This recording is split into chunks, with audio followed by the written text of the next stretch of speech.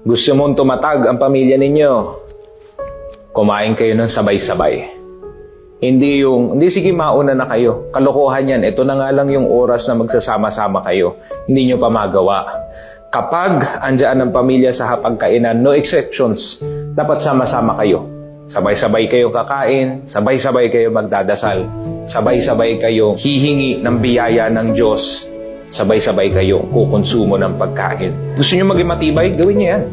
Kasi this is a collective activity that your family would engage in every day or at least every week. At kung magsasama-sama kayo sa pagdadasal, magsasama-sama kayo sa hapagkainan, pwedeng maging sama-sama din kayo sa laban ng buhay. Do things together. Pray together. Go to church together.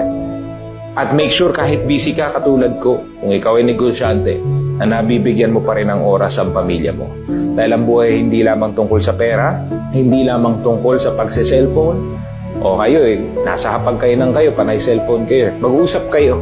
Hindi sa pagse-cellphone lang yan, hindi lang yan sa negosyo, sa trabaho. Importante ang pagkain at pagdadasal ng sabay. Dahil ayan na magbubuo ng matibay na pundasyon ng pamilya mo.